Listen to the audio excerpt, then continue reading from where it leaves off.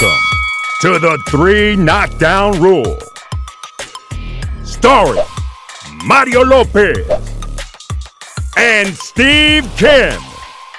Presented by Hustler Casino. Hey guys, don't forget to like and subscribe to our show on YouTube. It's fun. It's funny. I break this guy's balls. His wig looks crazy every week, but it's still worth doing it. Check out these badass shows we got right now. Check it out. Even though Mario's on it, you'll still learn something, and it's still some insightful analysis. And then I bring the funny, and I don't know what he brings. No.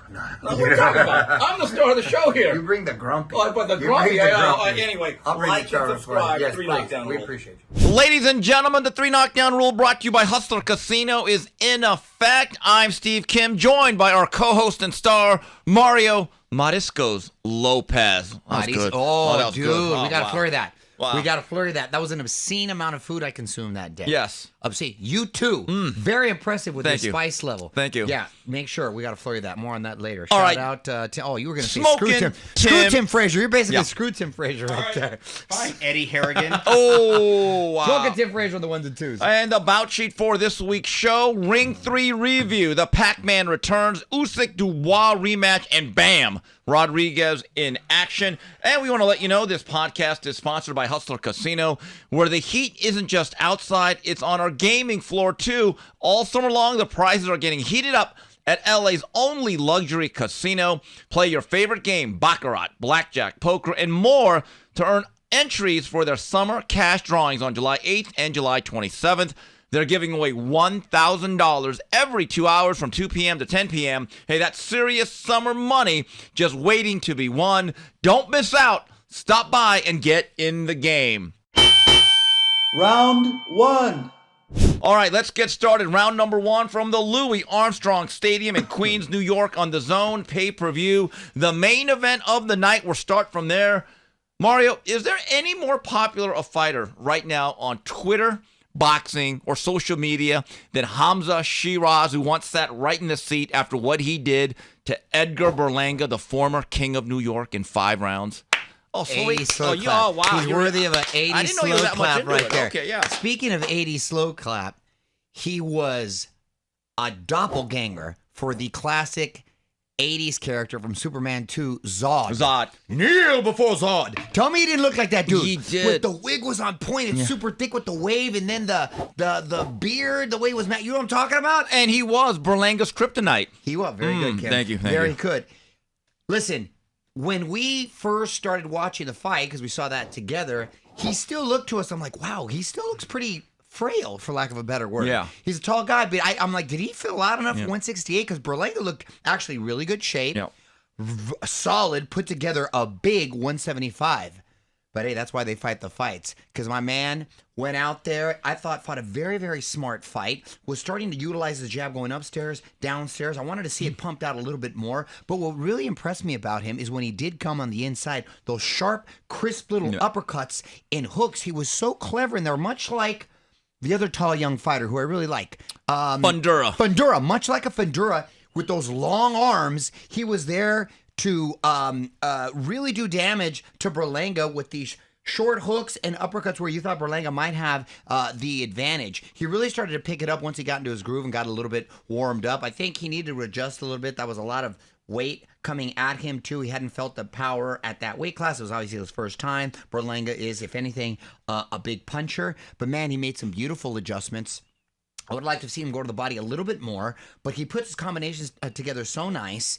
And boy, when he closed out the show, he closed it out in a big fashion. And it was a nice left hook, right hand combination. I thought the ref had a little mercy because he could have probably let him get beat up a little bit more. Then pretty much did the same combination again and let his hands go. And he really put an exclamation point on that victory. We talk often about it's not just winning, it's how you win. And he made a bold statement, did what Canelo Alvarez was not able to do, and that was to stop him. Now, granted, styles make fights, there's size differences and all that, but I thought it was a career-defining performance. I know Turkey hasn't stopped posting about it, His Excellency. And Hamzat was very gracious at the end. He's always been a gentleman. He's very well-spoken, and he gave credit where it was due. It was nice to see the respect at the end. But a lot of people felt that Berlanga was getting his comeuppance with the King of New York, and I don't know what it is about the East Coast fighters, but I'm from New York, and we're built different, this and that. It seems the East Coast always has that sort of attitude, and that came up and kind of, bit him in the butt, and he got knocked out in New York in spectacular fashion. It's been dominating social media. It was a statement win. These fighters can't seem to get Canelo's name out of their mouth, but I think that's maybe Turkey just foreseeing or trying to make that happen in the future. But I thought he looked good in that weight class, and I think he's a real player. Hamza Shiraz, when I look at his style, I know everyone thinks of tall, angular guys of having to be boxers from the outside. I said coming in, you've got to bully the bully. Plant that flag in the center of the ring, be on your front foot, and force this guy back. And I don't care how he's built. Hamza Shiraz is a lot like guys like Antonio Margarito, who had some length to him, Paul Williams, tall, lanky guy, and certainly Diego Corrales. They may look like boxers that have to lance on the outside. I disagree. I think they're inside trench fighters. They have the ability to make punches compact and short, and you almost get hit with blind shots over and over again. Much like Ventura, too. Right, and you look at Berlanga. I believe throughout this whole promotion, Berlanga with that bravado and that boasting, I think he tried to bully and psychologically con Shiraz into being a meek guy. And Shiraz kind of looked at him like, boy, you're an odd, amusing individual. And Edgar Berlanga kept shooting the finger, mimicking a gun like I'm the shooter. Turns out he brought a butter knife to a knife fight. I think this has been fully uncovered as the fraud that it kind of is, in a sense that they've already won. See, in my view, and I wrote about this on Sunday on Twitter, this is the type of fight where you figure out, wow, this guy was never that good, but his management got over on the system and the business of boxing. We needed this fight before he fought Canelo, not after it, because the hay's already in the barn. The only thing I'll push back a little bit on that is he was hot out the gate. He was knocking guys out. First 16 fights he was. Yeah, first 16 fights. But Mario. And quickly. So there was buzz, and he was Puerto Rican. You can see how he's marketable and how they could want to position him. But once you get to a certain level, then you really see what guys are about. I thought you mentioned the bravado and all the antics and all that. Whenever I see a guy acting like that, I see a distracted individual. I see a guy that's kind of buying into his own hype, hanging out with Fat Joe. Well, I have a question. Is he trying to fool you, us, or him? Maybe all of the above. But my point is, if you're locked in your focus, you don't need on that, and that might come, if it ever does, then a little bit later. It was a little premature with all those antics to be acting like that, and then it's a tough look, especially when the fight doesn't go your way. My guy, Ring IQ, who does an excellent YouTube channel, very funny, very creative guy, Jules, says, this guy has taken on the stereotypical persona of the late 90s rapper in a Hype Williams video. And you look at his trunks yesterday, I'm thinking, wow, he's got Pelly Pell on. Pelly Pell, you pointed that out. I was old school. Pelly Pell, I'm like, okay, well, I'm more of a FUBU guy. For us, by us. You're more Sean John. No, you're more of a Fat Farm guy. And I'm thinking to myself, wow, this guy, I mean, that kind of nailed it. And as soon as he got hit, all of that bravado was like a balloon being bust. And none of that talk and all these false claims of, hey, I created a lot of fans after the Canelo fight went right down the drain. The King of New York became the pauper. Why did he keep hitting his gloves every time he got dropped? I thought he was going to get fired up and maybe come back swinging. But no, that was just like a psych move. Or I don't know what that was, if that was the case. He did it with Canelo, too. Do you remember? Right. And every time he got knocked down, I thought it was funny. You're right. Because you talk about the referee, Dave Fields, kind of showing some mercy in round 5. Yeah. In round 4, the second knockdown, he gave a very long count. Very long count because he couldn't give it. You're right. He did. And I'm thinking, what's going on here? But I think Hamza Shiraz is now a player at 68. And I think both things can be true. I do not want to discredit Carlos Adames, who back in February fought a hell of a fight. And I thought the head movement, the upper body movement, and the ability to work at mid-range, I thought really stifled Hamza. But it's also clear to me, Hamza was killing himself to make 160. Exactly. Listen, he's still big for 168, but he looks a lot more comfortable in there. Still not as filled out as you would think, but that's okay. Maybe that's just... He's going to be a light heavyweight one day. He could be, yes. So I think, not to... Because I thought Adames did a really good job as well, but I think this new weight is going to serve him well. And I ask you... Where does Berlanga go from here? Would you be still interested in seeing a Berlanga fight, considering their last two performances? In wrestling, they would call this loser leaves town. Who would you favor? Still Caleb Plant. Better boxer. And look, Caleb's actually been much more competitive. He at least won rounds against a guy like Canelo. He won rounds against David Benavidez. Now, does he struggle in the last third of 12-round fights? Absolutely. Now, here's the issue, though. Edgar Berlanga has been paid exorbitantly by the business of boxing. That is a credit to his manager, Keith Conley, who, again, they gamed the system. Credit to them. But what are you going to tell him now? Hey, that money you've been making the last year or two, you're now going to take a quarter of it. See, that's the conundrum. Yeah, but how is it a conundrum? You have to be honest with yourself. Yeah. You know what happened, and it's not like someone's trying to pull one over on him. Mario, have you been listening to Berlanga? There's no one more delusional than this guy, pound for pound, in the sport of boxing. That kind of beating, though, is a bit of a wake-up call, I would say. You think so?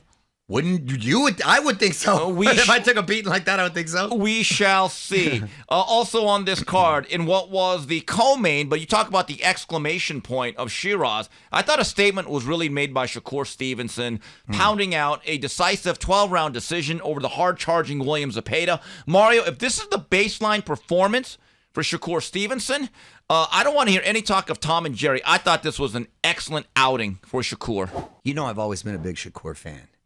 I always root for any tough guy with dimples. You know that.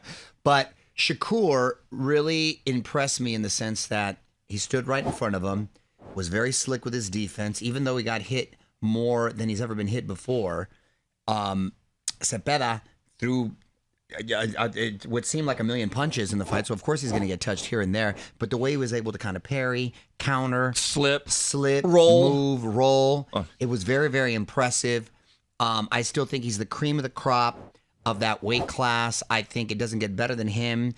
Talent-wise, I would favor him in any fight over any other lightweight, and it was a very, very impressive performance. With that said, I thought it was a lot closer than the judges had it, and I thought Zepeda did a really good job. I thought we were going to see Shakur Valdez 2.0, and that's not what we saw. We saw a competitive fight. We saw a good fight, and I thought Zepeda really showed that he's who we thought he was. The problem was he didn't have enough power in those hands. Didn't have the Chavez hammer. If he would have had, and you know what I really wanted to see, Kim, and I didn't? Those overhand rights. Yeah. If he would have had kind of that looping sort of triple G overhand right, I think that would have served him well, but he didn't throw that, and had he been a little bit more heavy-handed, then I think it would have been maybe a different fight.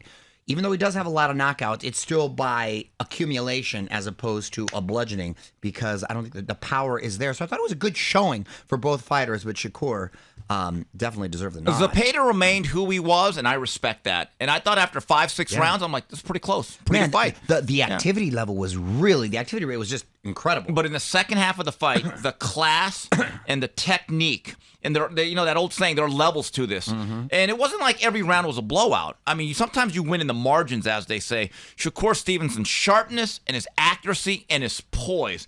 And I agree with you. This version of Shakur Stevenson, when his hands hold up, I don't know if there's anyone at 35 I'd favor over him. And I'll add this. This is a credit to Zepeda.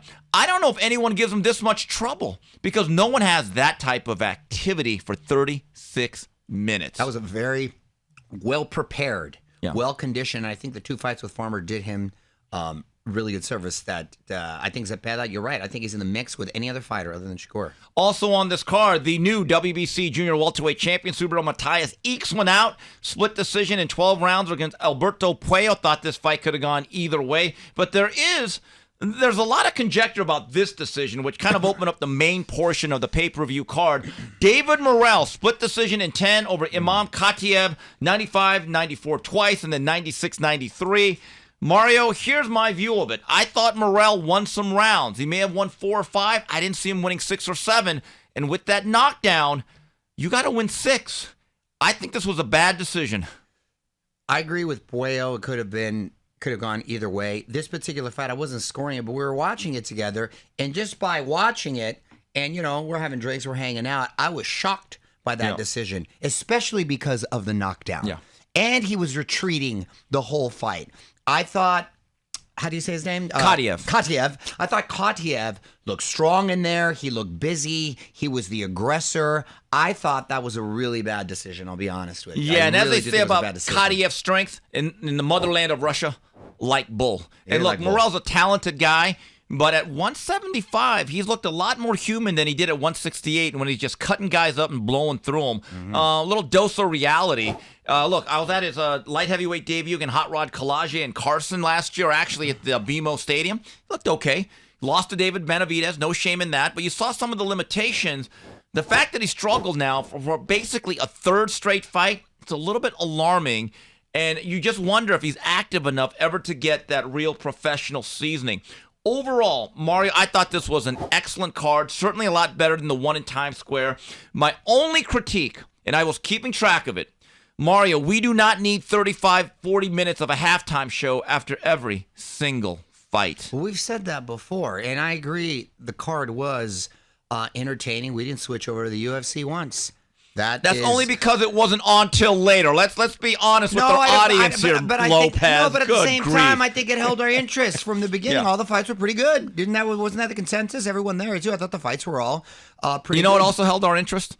The bourbon. The bourbon did good in the tequila.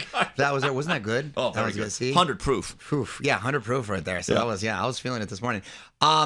I really enjoyed the card. I thought the venue was lively. They all delivered. I thought Hamzat, it was a star-making performance. Going back to some of the antics, we didn't mention it. My boy Oscar.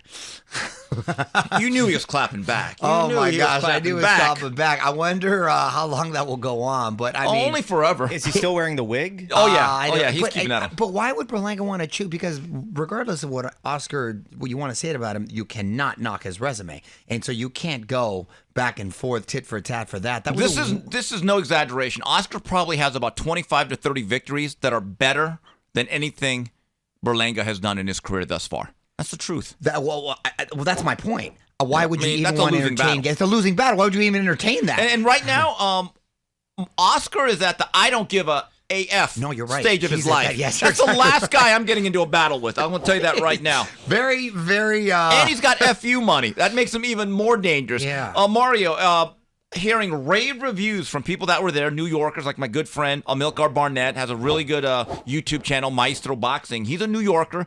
Made the trek, took the metro train, gave a kind of a video. To Queens? It's a great venue. Oh, I nice. saw the setup, looked very cozy, much like StubHub Center used to be, with the retractable roof. It looked abnormally dark, didn't it? Yeah, well, remember, they had the roof on, I think. Yeah, they would look really, really dark. But everyone said the sight lines were amazing, and they drop you off right at the doorstep. And so I know it's not in one of the main boroughs like Manhattan. No, but it's very easy to get there. I was going to bring this up last night. Do you think had the roof been on, it would have made a difference?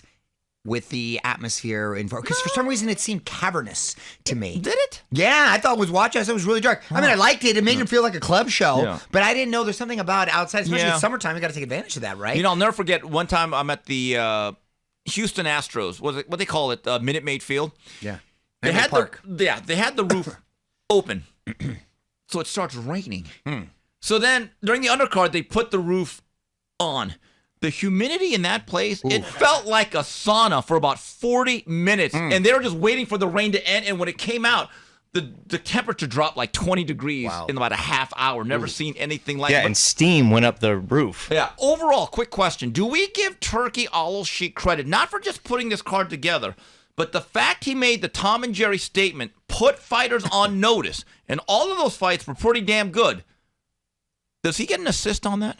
Yes. And I also like, selfishly, that it seems he adjusted the time, because usually the fights on the East Coast are a little bit later, so we got to see him a little earlier, and we still got to see the UFC later. I know he's partnering with Dana for the upcoming Canelo Crawford fight, so maybe there's some mutual respect right there. I love that. For just an all-around fight fan like myself, that was beautiful to see. All right, we'll come back with more of the 3 Knockdown Rule, brought to you by Hustler Casino. Catch us streaming live right on YouTube. Welcome to the big leagues, kid. $1.2 million.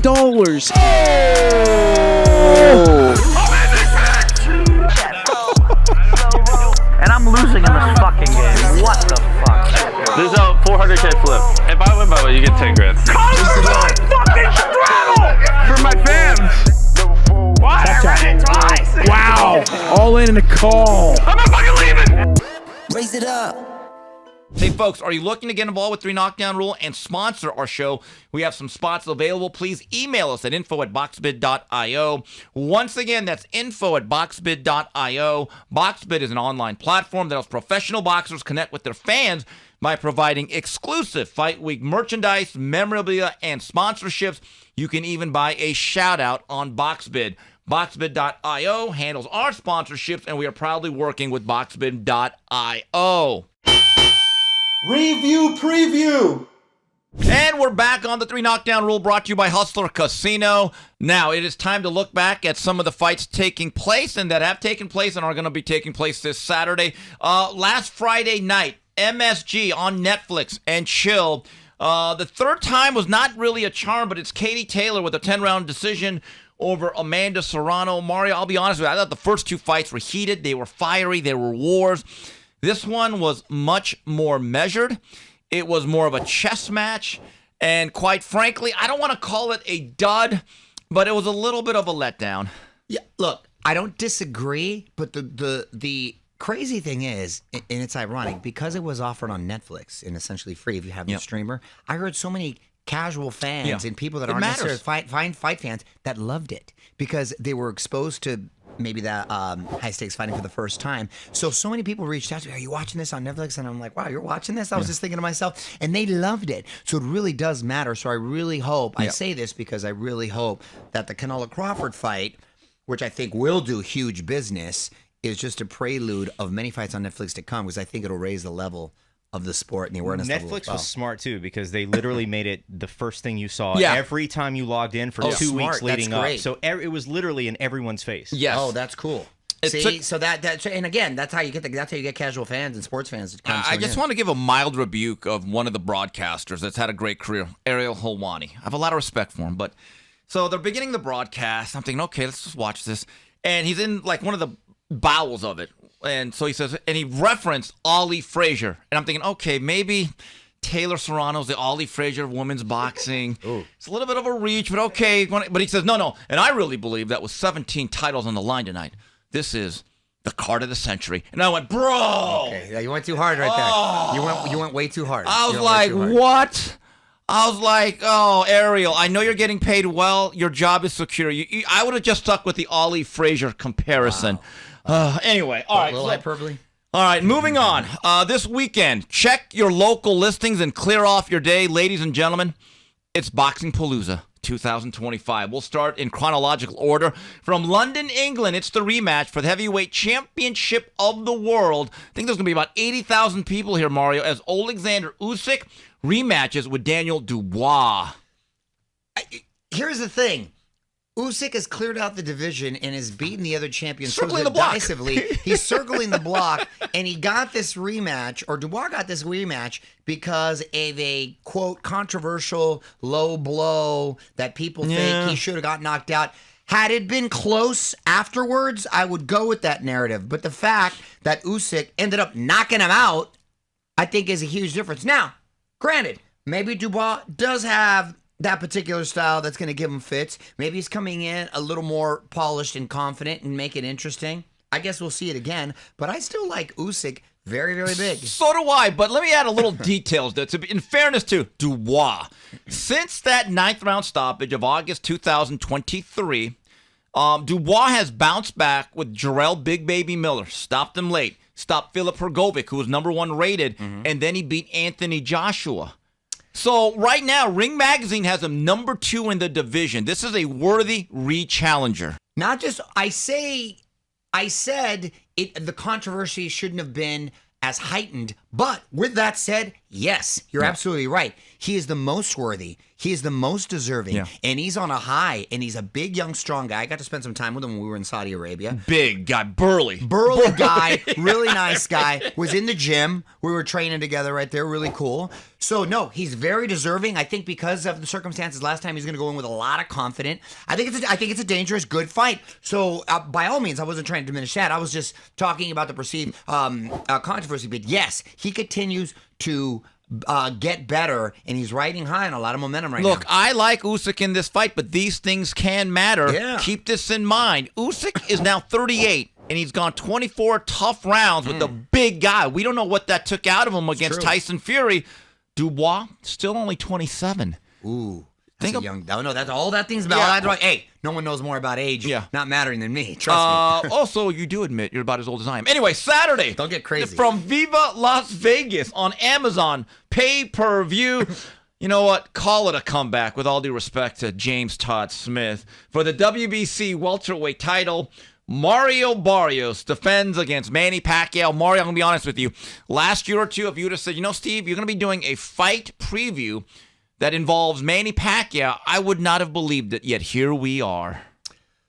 So my wife mentioned to me the other day, I saw something. Is Pacquiao still fighting? And I go, yeah, honey. I said, he is. And she brought it up because one of our first dates, or like out-of-town dates, I should say, is when we went to Vegas. I took her to see Pacquiao versus De La Hoya. What year was that? Oh, my God. December 6th of 2008. Exactly. Very sad. December 6th, 2008. Look at that. So that's when after that weekend is when, things got really serious. And now cut to married, 3 kids, 3 dogs, the whole deal. My point is she was blown away that he's been fighting as long as our whole relationship. Isn't that crazy? She goes, he's still fighting. And it didn't put it into perspective for someone who doesn't really follow. I mean, she kind of just watches it on the side, right, with me. But she's like, her face was like blown away. I go, yeah, he's still fighting. So it's wild. I go, and I thought about it. That's right. She goes, we saw him fight against Oscar. And I go, you're right. I go, that's crazy. And then she showed me the pictures. Dude, we look so young in the pictures there. And look, Pacquiao's on my Mount Rushmore of favorite fighters to watch. I like him. I like his personality. I like that he fought 2 weight classes above what he was supposed to. I like his style. He went out there. He's just a great guy. His politics. I love everything about him. I don't love that he's still fighting at almost 47 years old and against a young guy where he could possibly get hurt. I just don't want to see him get hurt. And I'm going to say this again. Before anyone makes a George Foreman comparison. No, very different. Very different. Heavyweight's very, very different. With the activity rate, the size, everything. And George Foreman, after his initial comeback in 87, never took 4 years off at a time. This is a fact. And you pointed it out. Manny Pacquiao right now is closer to 50 than he is 40. We saw him in 2021. He still looked okay, but he looked like a guy that lost a couple of inches off his fastball against Ugas. Still a respectable performance against the world-class guy. Said, you know what? That's a good effort. That's a really graceful way to leave. Great, exactly. But this, I'm like, why? Oh, no, dude. And I told Mario Barrios when I interviewed him for a few minutes out there in Vegas about 2 months ago, I said, Mario, the worst thing you could do is to watch Manny Pacquiao workout footage because he still looks good against air. Still looks fast, still looks like Filipino Bruce Lee. It always looks okay when no one's hitting you back. I said, Mario, don't show this guy any respect. In my view, do not respect your elders here. Damn, Kim, you're cold as ice, dude. You're just savage. I like Mario. I like Mario. Nice kid. No, I'm sure he's a very nice kid. kid. Team Snack from San Antonio. Now you see why I called him Eddie Harrigan earlier? Wow, exactly. Wow. And look, nothing against Barrios. There's nothing personal against Barrios. I just think at this age and at this juncture, I hate that It's come to this. Because I always thought he'd be making a run for being the president of the Philippines. Right. He had bigger things beyond boxing. Right. Okay, so let's go into this, though. Hypothetical. Manny Pacquiao shocks the world. Oh, no. You know what rematch? That's almost worse. No, there's a lot of people that I know that I consider knowledgeable. They're picking Pacquiao, by the way. Oh. So with that said, should that happen? That's what I'm saying. It's almost worse. Pacquiao Mayweather 2? Oh, get out of my face, Why? Why? No one wants to say that. That's it. We're talking you think what the boxing fans matter? Do you think what we think really matters? Oh, yeah. You think the boxing heads are. You know, the boxing fans aren't going to like this. Do you think that's ever mattered? I mean, okay. Of course we'll watch it, but what are we doing? What are we doing here? I'm with you. You know what I mean? With the senior tours, I'd still rather see De La Hoya Trinidad too. No, see, after your reaction, that's when you come back to me. You know, they fought in 2000. No, I know, but if you're going to go back, they're about the same age. Everybody's about the same age here. Well, then you know what, then? Since I still want to see Victor Ortiz, Brandon Rios. The battle. Yes. I still want to see that. The Garden City grudge match. That at least never happened. Well, you know what? Since I think Hearns actually beat Leonard in 1989 and they're 1-1, I want the rubber match between him and the Hitman. We could keep going. Mario, also on this card, WBC, WBO junior middleweight champion of the world, Sebastian Fundura, rematches against Tim Tszyu. I have a question. If you go back, and again, things happen in a fight, There's no hot tub time machine. What happens, happens. Without that cut, is that a different fight? Who knows? If my aunt had, you know how the saying She'd goes. be your uncle. She'd be my uncle. Yeah. So who knows? We're going to find out. All I know is that Fundura's going to be walking in with a lot more confidence, and Zoo's going to have walking in with something that he feels he has to prove. So that's an interesting fight. I'm fascinated by that fight. I wonder what has more of a psychological impact. Losing a fight which was somewhat close, it was a bloody mess, but there's like an alibi. Hey, I got cut. But remember, 4 or 5 months later, he gets blown out of the water by Bakram Murtalazayev. That's my point right there. Exactly. So I think this is a battle psychologically and also physically. And Tim Tszyu, just like 16, 18 months ago, we thought was the world's best junior middleweight if it wasn't going to be Terrence Crawford. Goes to show you how quickly fortunes can change in this game of boxing.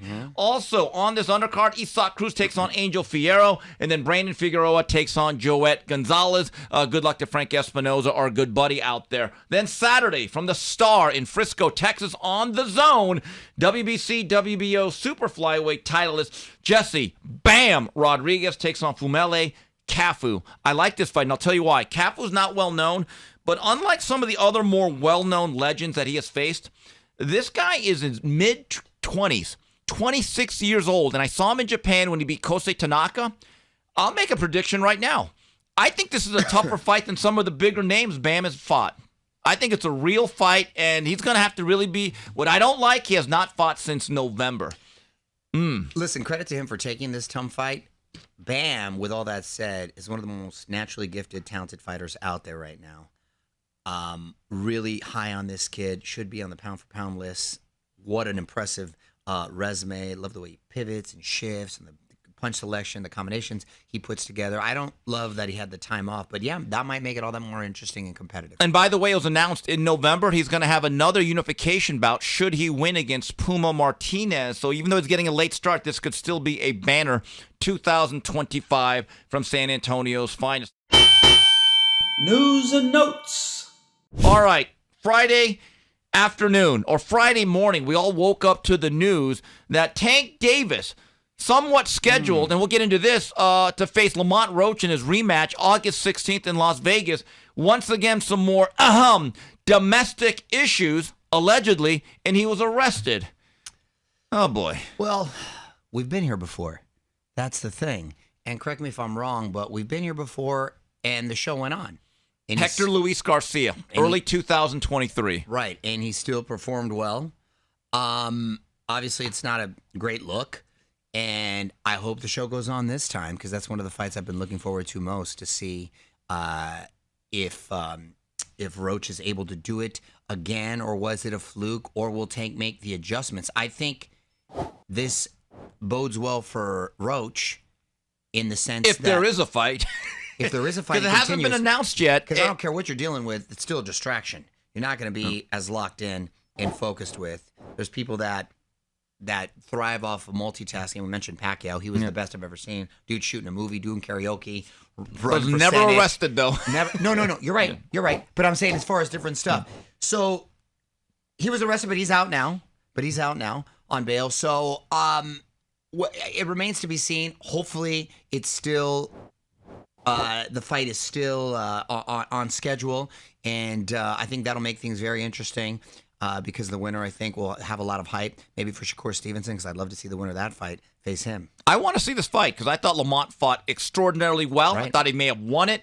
Talking to someone in that camp, the Roach people are getting very antsy. They've been told for the last month, no, we're going to announce it this week, which becomes next week. And then it becomes the week after that, and the week after that. And but they have told Lamont, act like you're going to fight August 16th. Because we're locked into this fight for a certain period of time. We can't really move on. And look, to put it bluntly, it's the most amount of money. It's the biggest fight. But Lamont thus far has been a professional. He is acting like I have a fight. But I've heard other rumors of other fights that Lamont might take. And I'm thinking, my God. By the way, Lamont Roach is a very focused professional. But that even wears on a guy. We don't like to go to work thinking, well, we may not get paid or there's nothing at the end of the rainbow. No, absolutely. This works both ways here. Absolutely, but he's in a conundrum because you don't want to take, for some reason. You want that fight. You want that fight. And you don't want to take another fight.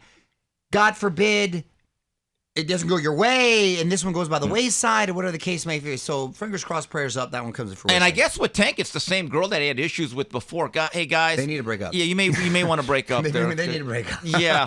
All right, moving on. The Ask Mario segment. It's the same one? I didn't even realize. Yeah. Oh, yeah. gosh. I don't know if there was any poop on the toothbrush like last time. I didn't get all the details. But anyway, all right.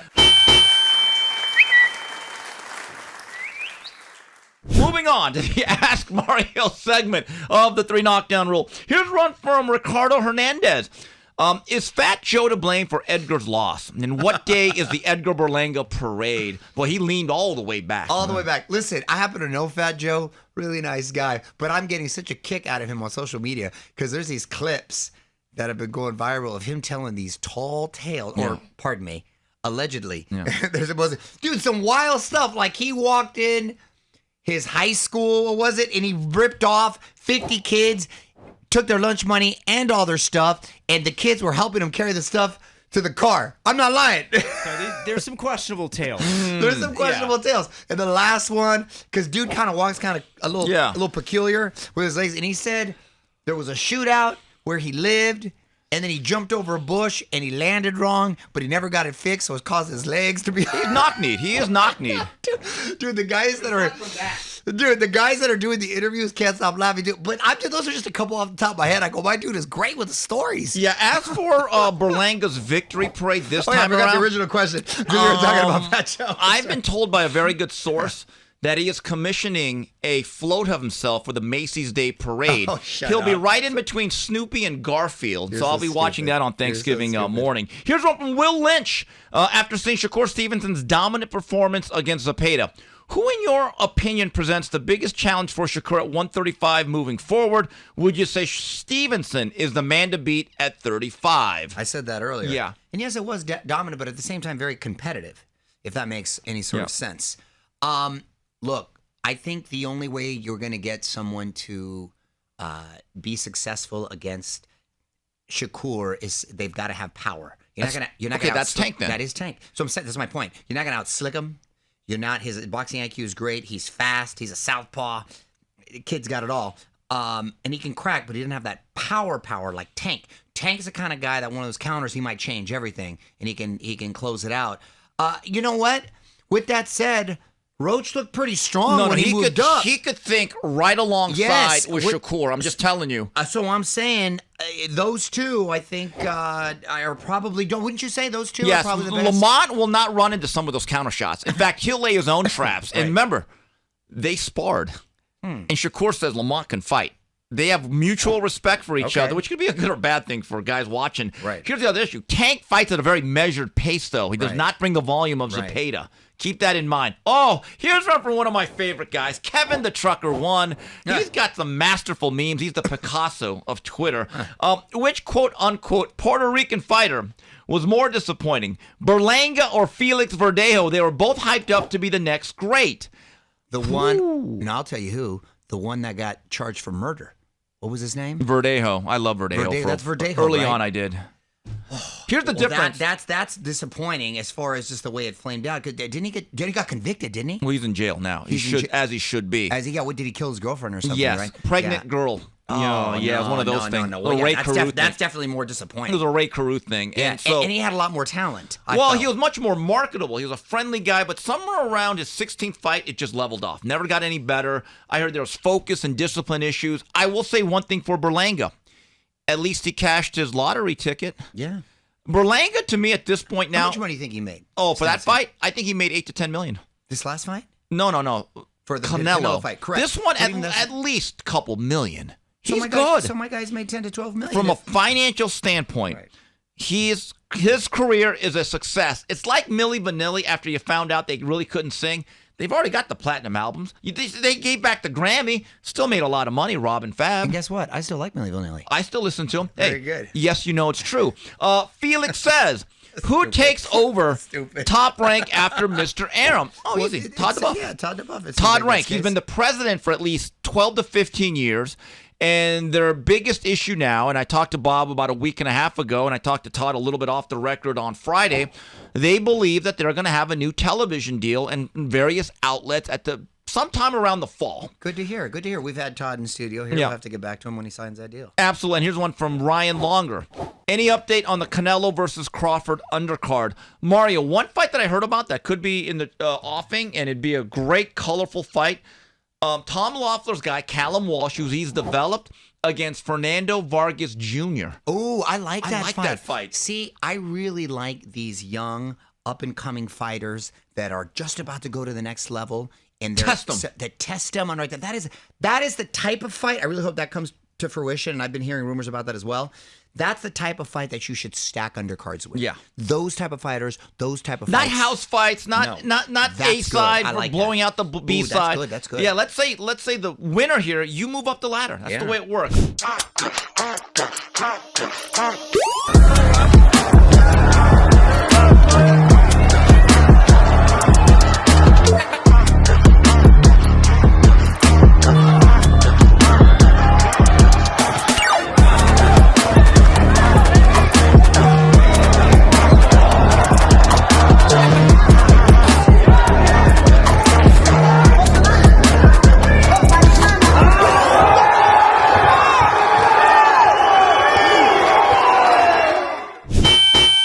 Final flurries. All right, moving on to final flurries. Mario, I was confused here. So your daughter Gia had not a birthday party, but a white party. Just the shirts, folks, not racial. So a lot of people showed up. People in white parties, you were dressed all white. There, yeah. Was that crazy? So she had one little party before. See, when you go to these Catholic schools, they have this thing called socials. So they get. They meet at these other little, it's all very innocent, right? They're all 14, maybe you 15. Hope they're innocent. And so, no, at least in my house they are. There's no alcohol, there's nothing. Oh, believe me, because you know my deck, I'm over there watching. Yeah, I want to get to that. So, I thought she was going to have a quaint little get-together. No, it wasn't quaint. It was pretty large. Dude, there was like 60-something kids there. It was crazy. Everybody wore white, but I got to tell you, really polite. I walked down there, all the kids. Thank you for hosting, Mr. Lopez. That was very nice of you. My dad used to watch you. They were they were very nice. They shook hands. Then I was like, okay, these are private school kids. A public school party. The kids' chairs would have been in the pool. It would have been a hot mess right there. So all of us adults are in the living room watching the fight, having a good time, socializing with ourselves. Great time from everybody. But then you told your wife that there was a text from Gia that said, "Dad, can you please go inside?" Wow, I never thought I'd see it. You have become the uncool dad that embarrasses her kids. Boy, a generation of Americans are heartbroken. They're I don't old. think I'm the uncool dad. She just doesn't want her dad hovering. Oh, you were hovering though. There. Did you peek outside? Did you see all no, the I just people looked stuff? and I'm like, oh, a lot of white T-shirts and dresses, and I just went back inside to watch the fight. A lot of kids, huh? Oh, but you were hovering. You had your binoculars out, the telescope. You're so stupid. Here's the thing I will say about Gia, though. It's impressive to me because she has friend groups in so many different little cliques and stuff. You know, usually you're like in one clique. I saw some Asians. She's friendly with everyone. Like and United she's Nations. She's like a good little politician. Yeah. So she's friendly with everyone, and she's got everyone. Looks like the United Nations down there. Yeah, exactly. It was funny. The nation of Benetton. Yeah, but I told her, that's it. We're chilling. No more. Before that, though, the mariscos. Órale. Dude, that was good. I consumed, shout out El Bigoton, and shout out Tacos Viria Gonzalez. Did a hell of a job. Wasn't that good? We consumed a lot of food. The aguachiles? Oh, I'm going to give Kim props right here. Thank you. He really is Steve Mexican. Órale. Because the aguachiles are already spicy. No, not enough for me. As hell. Not maybe. And there's no way I would think about putting more hot sauce on it. This fool put hot sauce. And it was hot. And it was hot sauce. Yes. On top of the already... No, my sinuses would have been, and I would have sweat. That was impressive, and you weren't even sweating. No. Damn. Well, I was in the shade, too. I wasn't like Donnie. Donnie was sweating like the beads were coming up. But that was a great... I actually don't eat breakfast anymore. And all I had was a few slices of watermelon before I came over. The whole time I'm thinking, oh, God, this is going to be... And you know what? It delivered. It delivered, right? Great. And then my mom's tamales later? I had 3 of them. Damn. Dude, I was really... They were good, huh? I was Steve Mexiciming to the highest level on Saturday. And how fine was that bourbon I hooked you up with? Man, wow. 100 proof. And also joining us as part of our fight group, I'm going to tell you something. Bob Baffert is a hell of a guy. Bob Baffert, and his racing legend. And there. his son likes college football, so he's raised him well. He's a fine father. Bodie. He's going on a lot, huh? Baffert hang out the whole time. He was a good guy. But Bob's just like normal guy asking questions. Normal guy. He's a great guy. I really enjoyed spending time with him. And he was saying, he goes, the FedEx guy gave him to me, and I said, hey, just because he said his wife orders a lot of packages. And he goes, I got to be the busiest customer. And he goes, no, you, Mario Lopez, and Shohei Ohtani. busiest customers. I go, dang, okay, that FedEx guy's getting around. And we also want to mention Hustler Casino with the new swag. Hey, I like send us some great stuff, even some lip balm. So if you're, I like the lip balm. I'm like a lip balm whore right there. But here's the thing, though. They also gave us this book. This is made by Liz Flint, the widow of Larry Flint. Very interesting book. And I don't mean just the pictures. The pictures were great. I'm not going to lie to you. Wow. I didn't know Larry was that political. And it went through the whole history. Do you remember you didn't see the movie? Woody Harrelson played him in the movie. I got to see that, though. You didn't see it? Oh, you got to watch it. Woody Harrelson actually wrote a foreword in this book. And I would show some of the pictures. But we are a family show. Very, very sharp political analysis. Huh. But do you agree with it? Well, that doesn't matter. I believe in the First Amendment, and that we should all respect other people's political opinions. Here. But right here, get this. But by the way, if you're going to put this on the coffee table, lock it up with the kids. Yeah, make sure the kids. It's a Hustler. Yeah. But I only read for the articles anyway. All right. Well, that's it. Hey, one thing I'll just tease you with tonight as we do this. I'm going to take my son to go see the new Superman. I will report back. Ooh, we had a Superman 2 reference earlier. It reminded me. I got to go see that. I have a question. Because you watch a lot I haven't seen it yet. Okay, you watch a lot of these newer superhero Marvel. I don't. You really, don't? I thought you did, though. Unless my son. Okay, so you've watched more than me. Yeah. Last week, it's funny you mentioned that. Maybe it's tied in. So I'm watching TNT. I'm flipping through, and it had the Superman from 1978 or 79. The original? With Ken Reeves. Okay. What'd you call him? Ken Reeves, or not Christopher Reeves. Christopher Reeves. Who the hell is Ken Reeves? That's his cousin. No, Ken Reeves is the coach at Carver High, the White Shadow. Has nothing to do with Christopher Reeves. So Christopher Reeves is the original Superman. The best. And I hadn't seen it in a while. Gene Hackman. Lex Luthor. Lex Luthor. So Marlon Brando. Jor-El. Yes, I have a question. The new superhero movies or the comic books based productions seem very serious and dark. They do, right? The Batmans do, for sure. Right. But this one here almost felt like a comic book. There were one-liners. They're cracking up. It's very lighthearted. Everyone's in on an inside joke. Well, I'll let you know. But I'm just saying, was it better that way? Because I really felt, because I was entertained. I actually watched about an hour of it. That's why I'm saying I love the original Superman. Right. Superman and Superman 2 were great. Remember when he came back into the diner and he got bullied by that guy when he lost his power? Right. And he throws him. And he goes, hey, I've been lifting weights. Yeah. And he just puts out some money. But there was like a humor to him. There was a lightheartedness to him. Exactly. Because they're still just comic books. Right. So does everything have to be so dark and depressing now? Let's see if it goes back. All right. You'll give a review next week. Form. I'll give a review for the new Superman. Next week. All right, a lot of fights. Hey, everyone enjoy the fights this weekend, and we'll be back next week. It's been the 3 Knockdown Rule brought to you by Hustler Casino.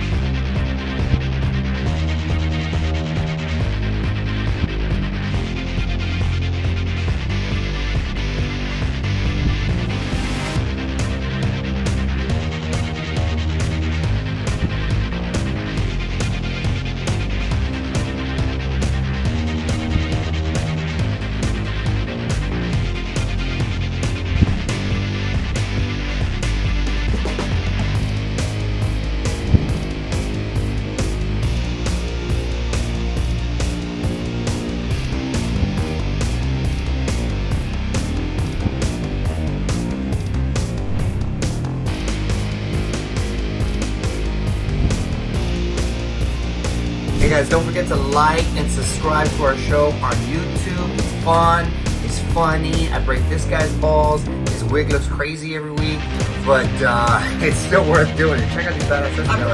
Check it out. Even though Mario's on it, you'll still learn something, and it's still some insightful analysis, and then I bring the funny, and I don't know what he brings.